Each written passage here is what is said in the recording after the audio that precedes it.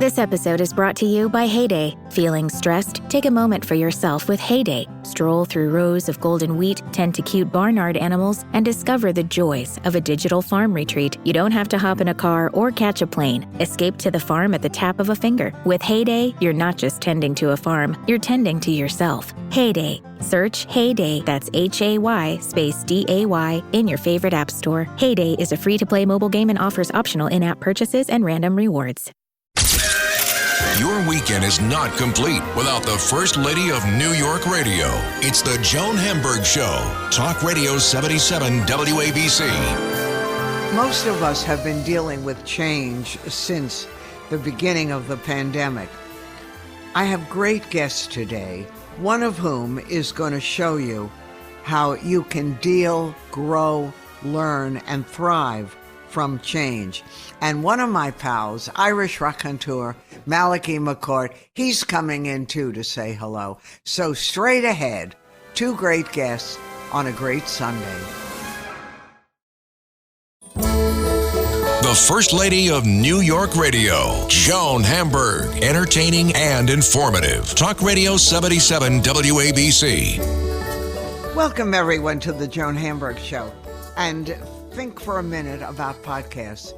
I think almost everyone I know has a podcast, but most of these podcasts end up, nice, do it, but nowhere. Dr. Maya Shankar, who's a cognitive scientist, has a podcast called A Slight Change of Plans, and she started this. She's the producer, she's the host, and this has become one of the hottest podcasts in the country, and people are talking about it as they should. And when I first heard one of the podcasts, I suddenly became very interested, and I wanted to find out more about Maya Shankar. And there's a lot to find out. It's really fascinating, and it all started with her as a kid and a violin. So welcome to the show.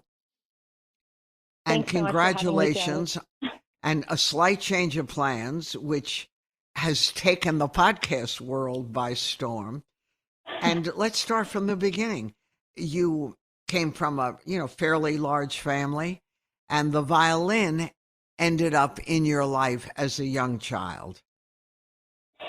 Yeah, the violin was such a centerpiece of my childhood. My parents immigrated from India in the 70s, and my mom had brought her mother's violin with her all the way when she came to this country, and she showed me the instrument when I was 6 years old. And I was so taken by it, Joan, that I very quickly asked my mom if she could get me a pint-sized violin of my own. And that began, what I believe would become my career. When I was 9 years old, I auditioned for the Juilliard School of Music in New York and was very fortunately accepted and would travel from Connecticut to New York every weekend. And then when I was in high school, Itzhak Perlman asked me to be his private violin student. And I think that was really the vote of confidence I needed to think, okay, I think I've got this. I think I can actually potentially become pro. And then, but tell the story, Maya. Well, but everything happens. But tell the story about your mom, which made me laugh because my mom was like that. But you definitely had talent, but your mom took it a step further. You were in the city, I think, and she said, let's stop at Juilliard. Yeah. Oh my gosh. This is a fantastic story because it shows how bold my mom is. But basically, I was a little kid with big dreams, and my mom was not very connected with the Western classical music scene. My dad's a physics professor. My mom studies physics. Like, I come from a family of scientists, but she knew that I really wanted to see where my potential could be. And so we were in New York City, just walking by the Juilliard School's building, and my mom said, why don't we just go in? I'm like, what do you mean just go in? She goes, what's the worst thing that can happen, Maya? You have your violin with you. Let's just go into the building. I'm like, well, I can think of a few things, like security guards escorting us out of the premises because we have not been given a formal invitation to be here. But anyway, she just said, let's just go in. And so we walk into the building, and my mom strikes up a conversation with a fellow student and her mom in the elevator and says, hey, my daughter, Maya, she loves the violin. It's possible, do you think after your lesson with your teacher, she could just meet him briefly and say a quick hello, maybe play a piece? And they were so generous and so kind and were absolutely willing to let us do this. And so I auditioned for him on the spot. He accepted me as a summer student and gave me this incredible boot camp that summer that ultimately, I think, got me into good enough shape to pass the Juilliard audition in the fall. But what was really interesting, Maya, was that you as a kid, I mean, I probably would have been so angry at my mother, or if I had done that with my kid, one of my kids, they would have rolled their eyes and I'm not doing it. But you actually accepted the challenge, young as you were. And that was, of course, the beginning of life-changing, because through them, Juilliard, you performed in front of the great violinist Itzhak Perlman, and there was another major life-changing happening. Yeah, like I was saying before, when Perlman took me on as his private violin student, that was a crystallizing moment for me that, you can love something, but you don't always know if you're going to be good enough to actually make this your career. And so I remember that moment so well and thinking, wow, I'm going to be a violinist. Like, that's going to be my foundational identity. And then I was at the Perlman music program. He and his wife run a summer music program, and that was the Shelter Island. Exactly, it was on Shelter Island in New York. We go to those concerts. Oh, you do? That's so fun. Yeah. It's a beautiful place to have a summer camp. Oh my gosh. But I was that impatient teenager, woke up early in the morning. It was cold. I don't think I did my warm-ups or my stretching. Who knows? But I overstretched my finger on a single note, and I heard a popping sound. And I think initially I was kind of in denial about it, as any ambitious teenager might be. And I worked through the pain, and I tried to continue to play concerts. And ultimately, doctors told me that I could never play the violin again. Which is what your whole young life had been all about. Absolutely. I mean, to this day, Joan, you can see remnants of my former life as a violinist. My right shoulder is harder for radio, but my right shoulder is slightly elevated compared to my left because of all the hours I spent bowing, and my spine is slightly curved. My little body literally grew around the ergonomics of the instrument. It was such a formative part of my existence that there is evidence of it in my body today. And I think when I lost the violin, that's when I realized how tethered my self-identity had been to it for so long at that point. I think as kids, we just fall in love with things and we do things, but we don't really take that step back and ask these big philosophical questions about who we are and how we relate to the things we're passionate about. But when I lost it, I just remember feeling this huge void within me. Of course. And I genuinely wasn't sure who I was without it. No, and everyone can understand that. But what's so amazing is the next step when you are doing something or organizing or helping your mom in the basement of your home, and a book by Steven Pinker called The Language Instinct became the next clue as to what was going to happen to you. Not every kid who did that was going to suddenly say, neuroscience, maybe this is where I should be. It's the end of the world from violin. Yeah, and look, I don't want to make it sound like it happened overnight either. I mean, It never does. I was irritable. I was despondent. I was so sad. Probably not a total joy to be around from my parents' perspective that summer. But At the time, I remember I was supposed to be, this is the counterfactual world, I was supposed to be in China touring with my musical classmates. And instead, I was home in Connecticut Right. with my Feeling parents, sorry. helping them, feeling sorry for myself. Exactly.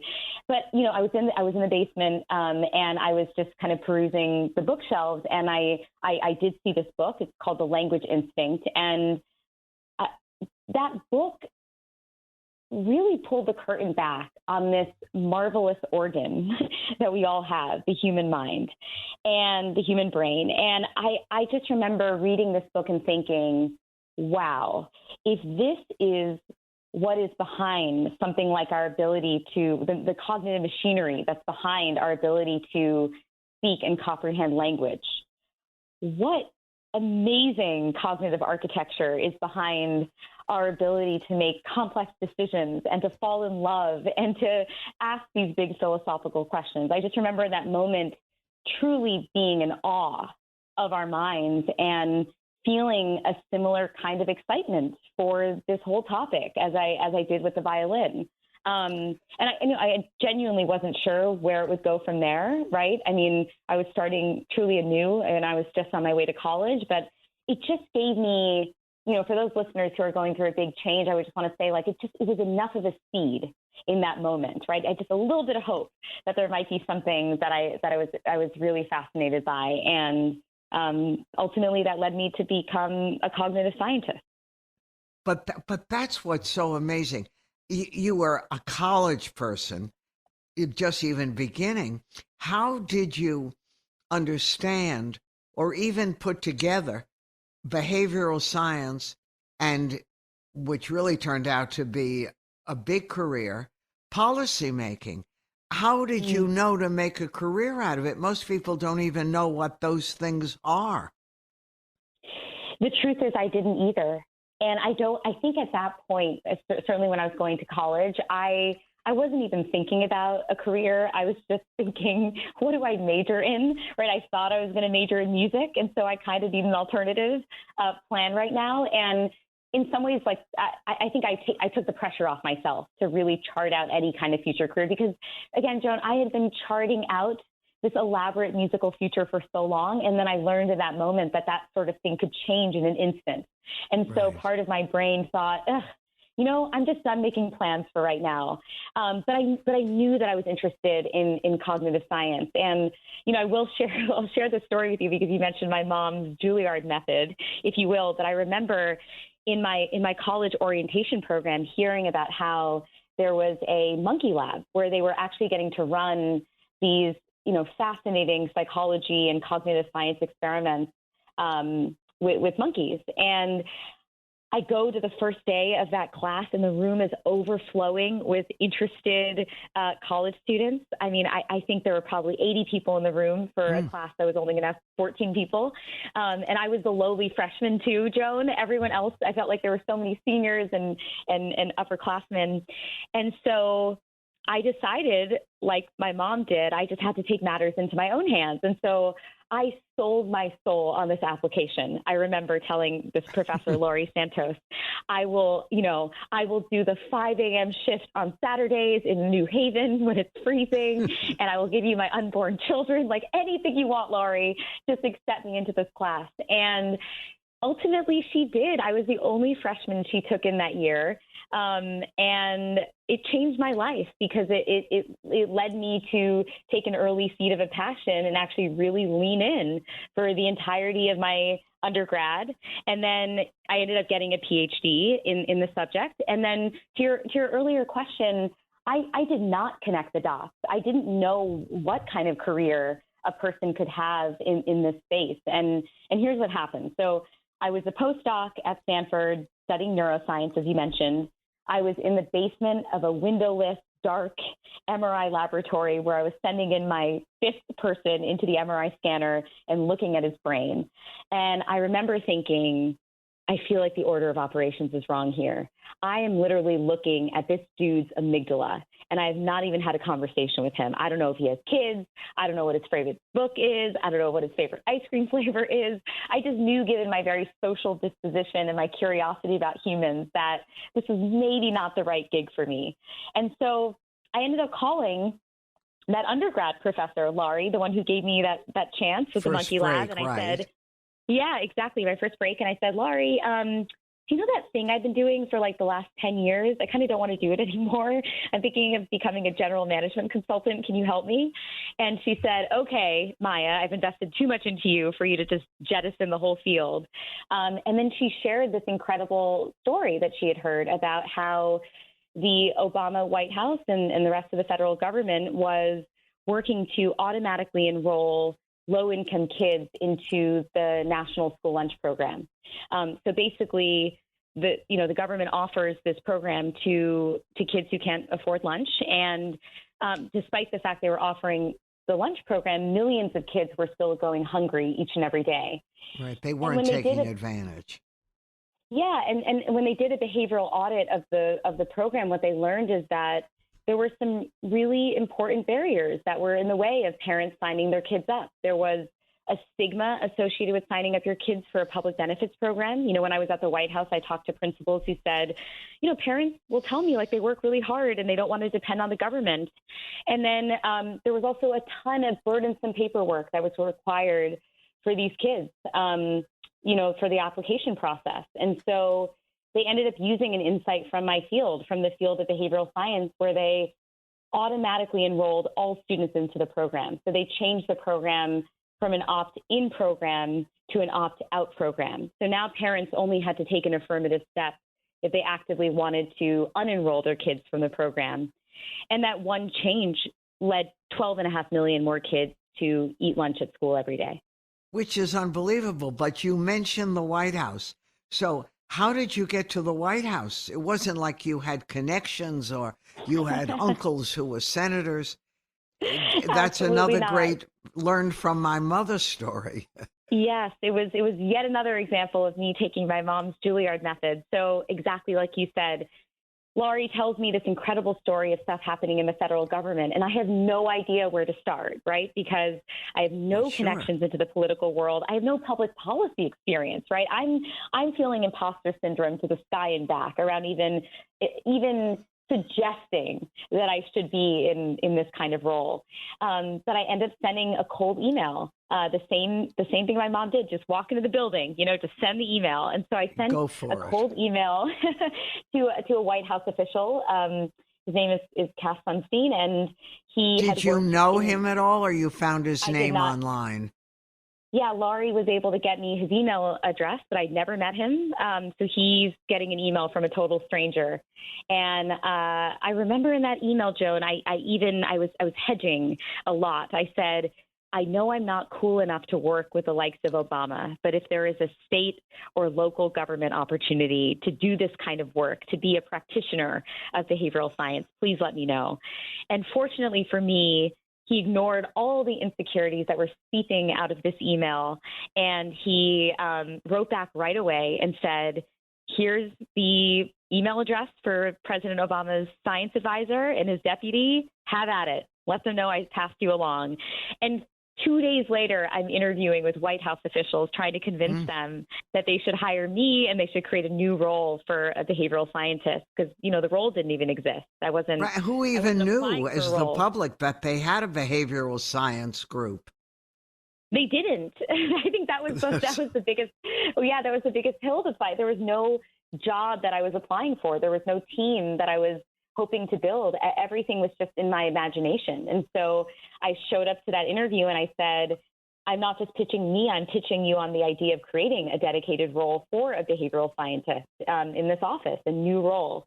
And then, I did my best. And I remember even before I got a formal job offer, I ended my lease in California in my apartment and signed a 1-year lease in DC and just kind of showed up on their doorstep and was like, y'all need to make this work for me. Unreal. And you became the first behavioral science advisor of the UN, Mm-hmm. in addition to everything, senior advisor at the White House Office of Science and Technology, and lots other things. Now are you still Google's senior director of behavioral economics? I am. Yeah. It's been a busy time, Joan. It's a busy Yeah, time. well, it sounds good. So let's go back to when I first met you inadvertently. You didn't know that through your podcast. What happened? Oh, yeah. Wow. Okay. So a slight change of plans was an idea that originated literally in my closet during quarantine, which is where my studio is set up. But I was feeling really overwhelmed, like so many people in this world, by the change that was happening in around us in the world, that was happening in my personal life. My husband and I were navigating loss. We had just had a miscarriage with our beloved surrogate. And so we had just lost, our dreams of becoming parents. And I just didn't know how to process all of this change all that this was happening. bad stuff. Yeah, and feeling just discombobulated by the novelty of it all, right? Like everything just felt new and uncharted and charted. And I just felt like I don't know how to meet this moment. And then what I did is I actually put on my behavioral science hat, and I thought to myself, okay, take a moment, take a breath. What you do know is that while the specifics of the current moment do feel very overwhelming for so many reasons, COVID and otherwise,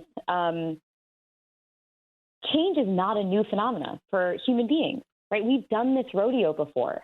We know that change is embedded in the fabric of what it means to live and what it means to move about in this world. And so if you can look to your past, Maya, like I was asking myself this, and how you've navigated change, but also if you can look to other people's stories that might not look exactly like yours, but who have navigated profound changes in their lives and try to mine those stories for insights, you could potentially learn a ton. And so this show, A Slight Change of Plans, came from a very personal desire for me to crack the nut on change. And it ended up evolving into this amazing thing that I just could never have anticipated. I mean, as you were saying, like, everyone's got a podcast, it feels like, and I thought I was just going to be one of those people that had a podcast, and I just never would have anticipated how much it would resonate with people from all over the world. I mean, I get letters, heartfelt letters from people every single day who are telling me about their own change of plans and what this show has meant to them. And then, at the end of last year, Apple awarded the show the best show of the year. And I think that was a testament to the fact that change is so universal, It is. And not everyone has Tiffany Haddish and Clinton and a lot of goodies as well as whatever. And now tell me, did I read that it's going to be, or maybe is, a docuseries? Yeah, there's a production company called the Cinemart that is interested in adapting this into a television show, which is totally new Good for territory you. for me as well.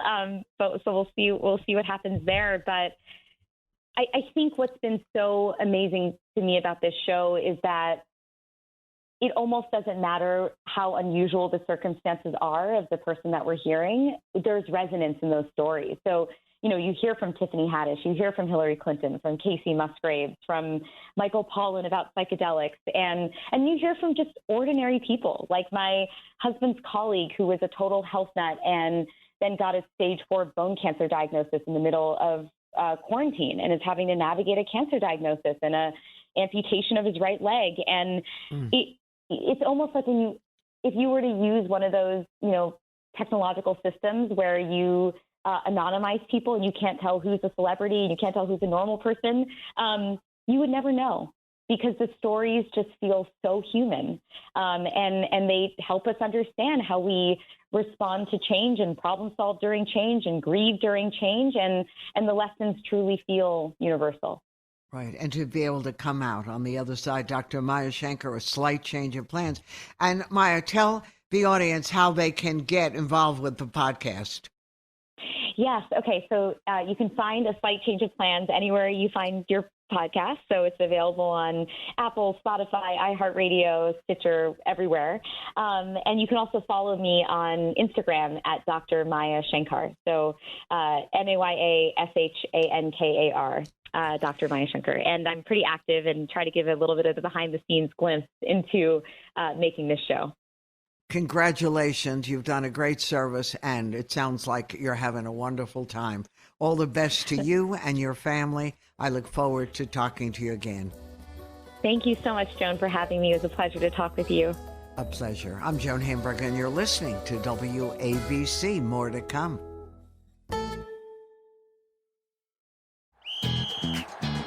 Hilton brings you new ways to stay, with experiences that let you capture the glory days. Introducing the Graduate Hotels. Each inspired by local college towns, these stays are always original and never boring. Get in touch with traditions all across the country and enjoy a stay that's a class above the rest. Book at Graduate Hotels with Hilton Honors Points at Hilton.com. It's a win-win. Hilton, for the stay. The First Lady of New York Radio, Joan Hamburg. Entertaining and informative. Talk Radio 77 WABC. What could be better than to celebrate St. Patrick's Day with New York's famous Irishman, favorite Irishman, the one and only Malachy McCourt. And Malachy, whom you know, he's a writer. In fact, his book is now out in paperback, Among Swimming. He owned, in fact, I think, as I remember, Malachy's was one of the first single pubs in New York City. Malachy has done so much. He's acted. He ran for governor. You name it. And Malachy McCourt did it. And I met Malachy in the 70s when we were both working for the same radio station. Good morning to you. Good afternoon to you. How are you, my dear friend? If I was any better, Joan, God would be jealous. So I'm in good form. It is so good to talk to you, the First Lady of Radio. I have always admired you, and that any time you're not on radio, the airs are barren. And so I'm delighted to be a part of your airtime just once more after all these years. We used to have a lot of fun at WMCA, and at that time it was a very rowdy time with Bob Grant and Barry Gray and a bunch of folks there in those days. As they say, they're all gone now. They're all gone, and it was like a free-for-all. I still remember it was my first job, Malachy, and They hired me. I didn't want to do it. I never heard of it. But my boss, who was then the head of New York Magazine, insisted we do it.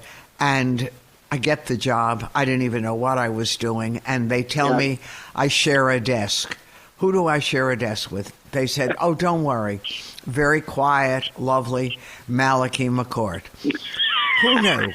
When I opened the drawers to put the notepads, like such a proper little girl, I don't know, Malachy.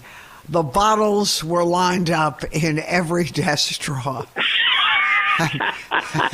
And like I said, what is this?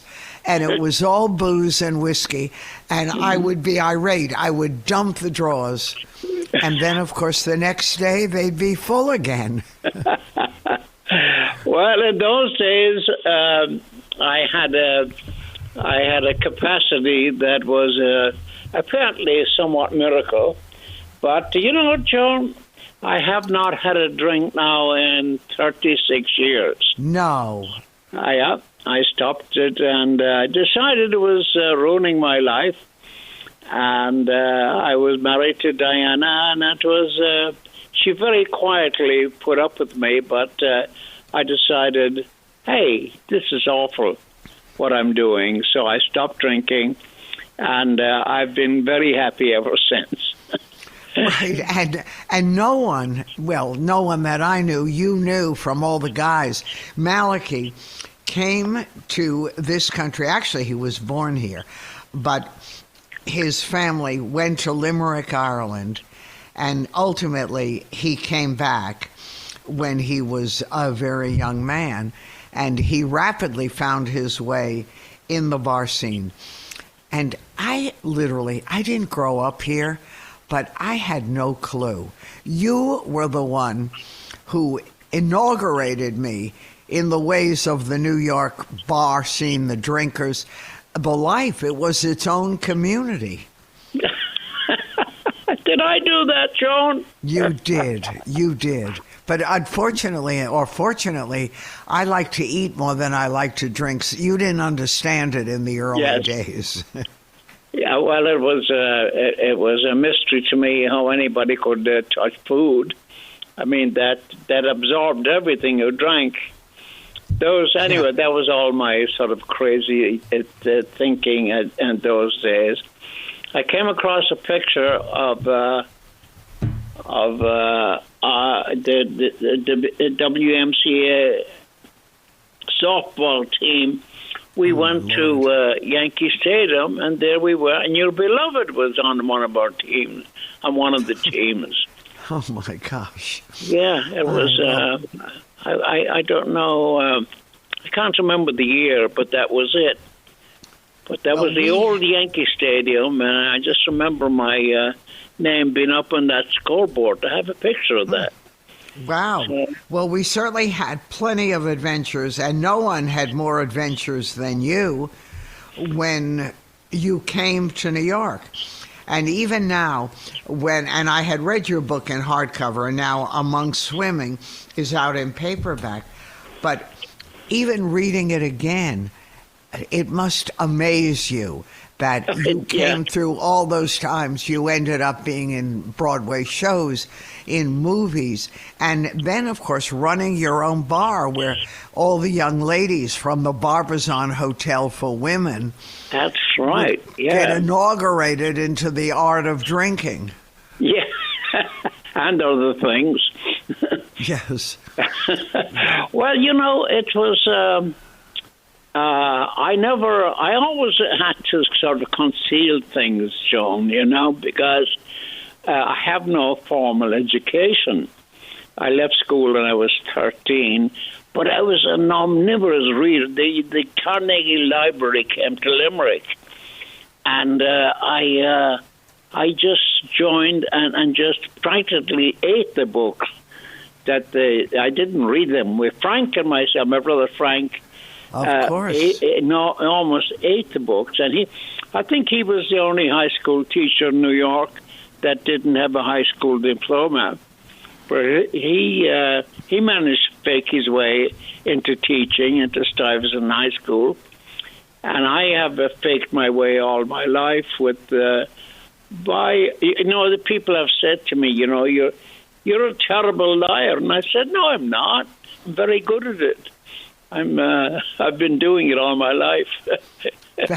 And you had a lot of brothers, but the only one that I really knew was your brother Frank. Yes. Who was a writer and a beloved teacher, I think, at Stuyvesant. That's right. And then he wrote Angela's Ashes, which won every major award. But it's interesting, right, that coming from, as you said, it was even beyond poverty in Limerick, how there was so much love for words and for language in that family. Well, there were three of us. Three died in childhood. My sister, the only girl of seven children, and she died. That's what caused our going to Ireland. My mother had a breakdown. Then we go to Ireland, and there are twin boys, Eugene and Oliver, and they died over there. So then four of us grew to adulthood, but they're all dead now, and I'm the last one. And I just hit 90 there a few months back, and I'm absolutely astonished at how that happened. But any day above ground, Joan, is a good one, and we're still at it. That's for sure. Now, with your children, and you married very young, I mean, your first marriage, and that produced 2 children. Are any of the children writers or artists or Well, my daughter Siobhan is part of the Irish Writers, which I founded, Irish Writers and Artists. And to join that, you don't have to be Irish, or you don't have to be a writer. I mean, you do. You need to be a writer, yeah. But being Irish is not necessary. And that's all. Been if you whatever artists we have, singer, dancer, or any kind of an artist, join up with us, and people are most welcome. And I still do a show on WBAI on Sundays, and that's totally free, as you know. They don't pay any money. But I love talking. I have a partner in that, John McDonough, and we have fun with that. We still outrage people, and people get mad at us and all. You know how it is, John, with people that take offense at anything. Right, that's for sure. And we certainly came of age during that time when we were broadcasting with one of the original Yeller Screamers. Yes. You know, our pal Bob Grant in those days. Oh, and my God, we all took it in stride, remember? All that. Yeah. And Barry Gray. Barry Gray. And then Barry Farber came aboard subsequently. And John Sterling was doing all the sports stuff, and then he became a big deal at Yankee with the Yankees, and the Yankee announcer as well. So, and Steve Powers, and oh my God! No, our crew, everyone there, and we were all like blinking in the light. Everyone there ended up doing great. And your stories were unbelievable. I mean, you were a longshoreman. You spent time everywhere, including a little friendly time in jail. I mean, you didn't miss a beat. And don't you marvel even now when you write your books and you lecture and you do your shows, how life kept coming, and yet the bad stuff you ended up stepping over and going on to the next, and you became a real New York character and celebrity. That's it's very hard for me to comprehend that, Joan. That I could call Joan Hamburg my friend is an astonishing achievement. That a celebrity like you would even know my name, and I'm still astounded at that. And and I'm I'm delighted. And of course, I drop your name all over the place as well. Malachy, you're such a character. You're such a character. I know. And Malachy McCourt tried so hard to teach me to drink instead of throwing out his old whiskey bottles, but it never. That wasn't your best effort. I never could do that. And I remember when you wanted to be governor of New York City and you ran under the umbrella of the Green Party. I did. And that was of course, a mistake. Not a mistake. I mean, it was great. That was great fun. I got to travel all over the state. It just was so. It was an expensive misadventure, but anyway, I went around the state and talked to people, and everybody said. But I got about 46,000 votes, which was. Can you imagine 46,000 strangers saying that you were fit to be governor? Yeah, I love that. And that was, I'll accept that. And that was exciting. And no one has or had more stories than Malachy. And I still remember when you went to Fire Island. You know, everyone told you that's where you've got to be. That's where the action is. And you would absolutely corrupt everyone all night long. And then you sold Bibles to make a buck during the day. Only you. Well, that was Can you imagine, Joan, here am I walking up and down the beach in a bathing suit, and I have a drink in one hand and a Bible in the other. And it was, it didn't work too well. So the Bible venture did not, and it was what I remember about that was they had a Catholic Bible with the Douay version, and there was a Protestant Bible, the King James, and then there was something for our Jewish people. There was Jewish story in America, nothing biblical. Like going up and down the beach and trying to sell Bibles, and not.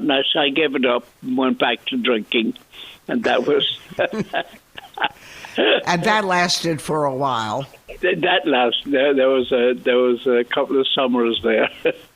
But fun. Oh my gosh! Fun, and I remember Malachy because I hadn't thought about it, but when I reread Among Swimming, you describe how you were at, I think it was an event or a sport thing, when you met Elizabeth and Prince Philip.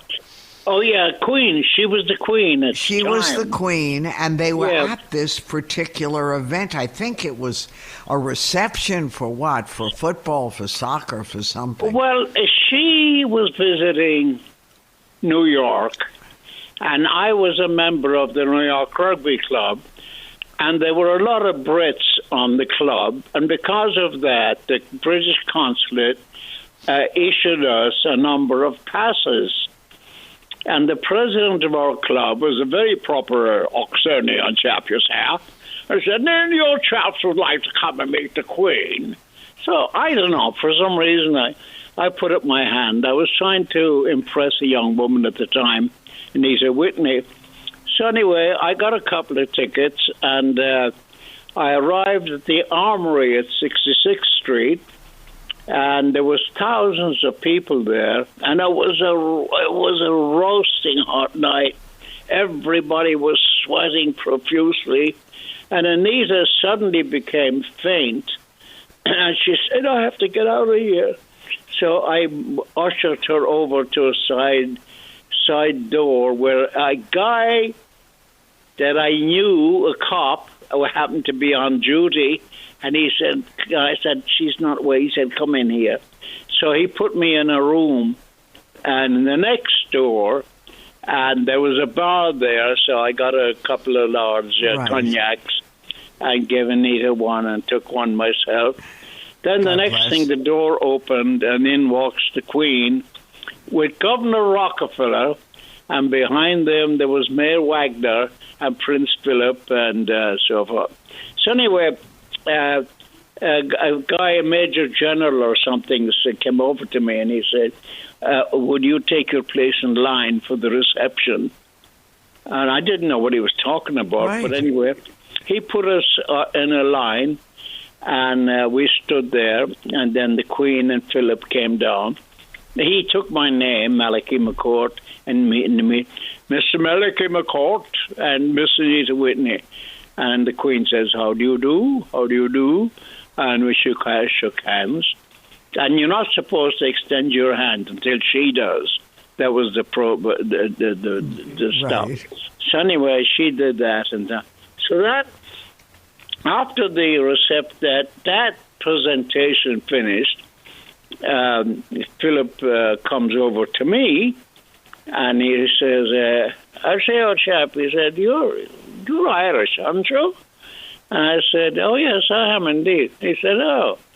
He said, there was somewhat of a reception this morning when we got off the yacht. He said, were you?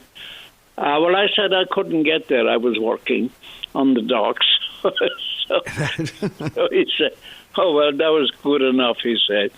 So then, and he said, what do you do in New York? I said, well, I am a longshoreman.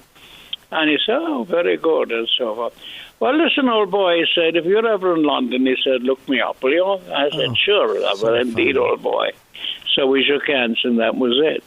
But and your date couldn't believe it, right? Yeah. That you were so friendly with Prince. There were princes and queens and all kinds of things. Joan, life is silly. And I'm 90 now, and I'm always thinking how silly life has been, and how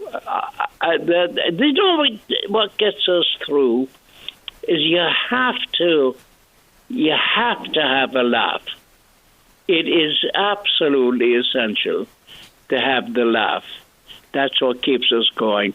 When I was asked to write a book, and my book, Wonk Swimming, became a bestseller, and it's now it now can be had at the soft cover, and which published by a friend now, republished actually, and it is.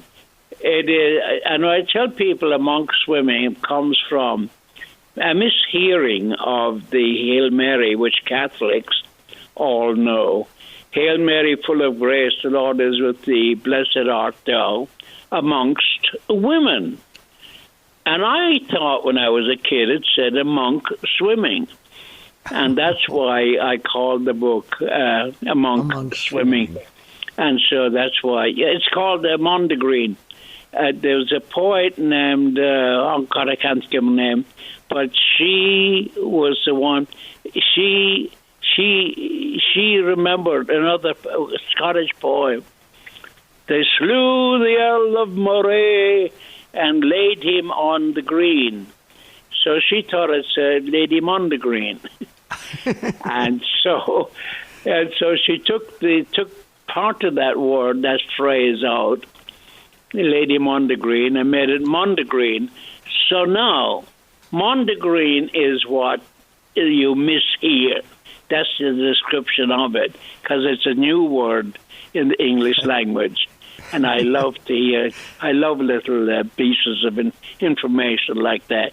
So right. Mondegreen is when you mean, lead us not into Penn Station. You know, that is another one.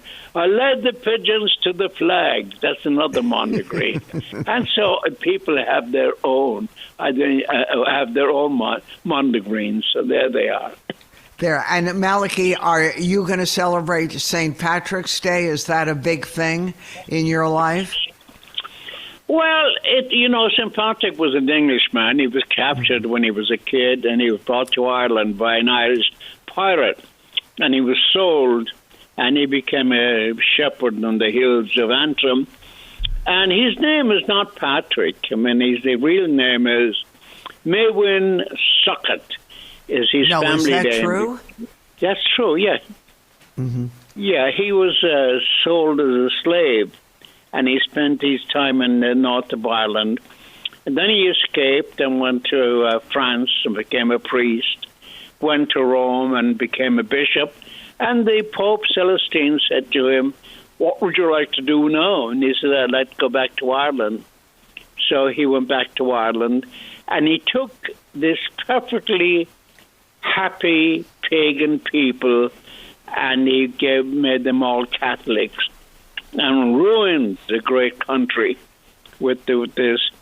But anyway, and then he took the name Patrick from the Latin, which is patricius, which means nobleman in the Latin. He took it from the Latin. That's how Patrick came about. But his real name was Maewyn Succat.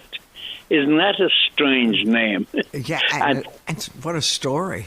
And his parents were Romans, you see, and they were occupying Britain.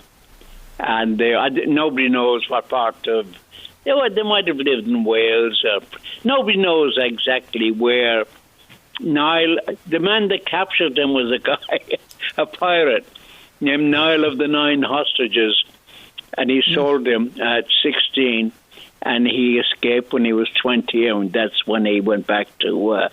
When he went to Rome and became a bishop and so forth. Wow, Took what him a some story! Years. Yeah, he probably did not eat corned beef and cabbage either.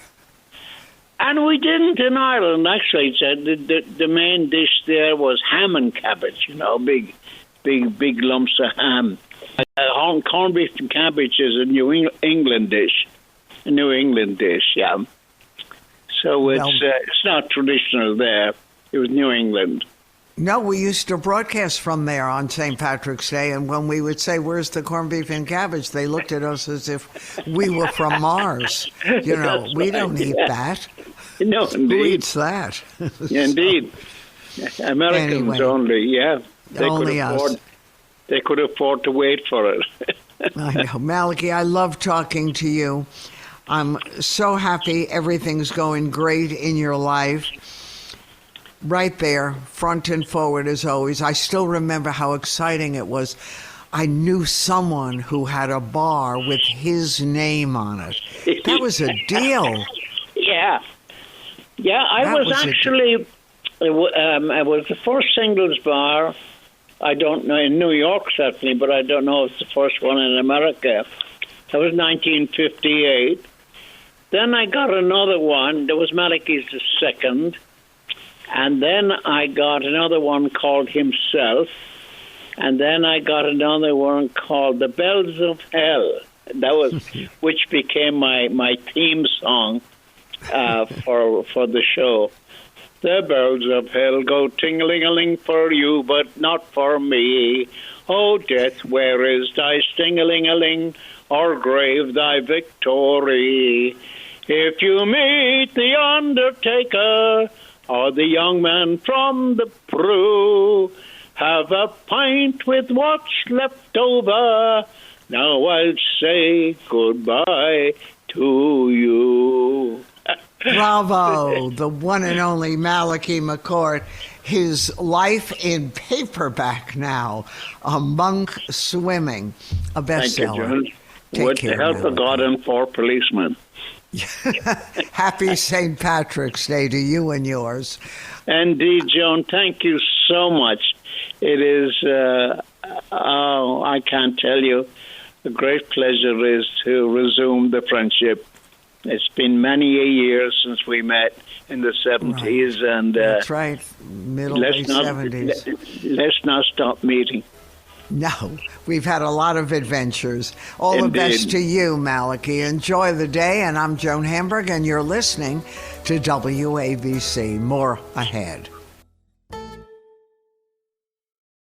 USAA knows dynamic duos can save the day, like superheroes and sidekicks, or auto and home insurance. With USAA, you can bundle your auto and home and save up to 10%. Visit USAA.com/bundle. Bundle savings are off total premium, not available in all states or in all situations. To qualify, auto policy must be active prior to property policy issue, subject to change. Restrictions apply. Membership eligibility and product restrictions apply and are subject to change. USAA means United Services Automobile Association and its affiliates, San Antonio, Texas. The First Lady of New York Radio, Joan Hamburg. Entertaining and informative. Talk Radio 77 WABC. We're coming up to 3 o'clock. And that means farewell, goodbye. Have a great rest of Sunday. We'll do this again next Sunday. But there's wonderful programming all day long on WABC. So stay tuned.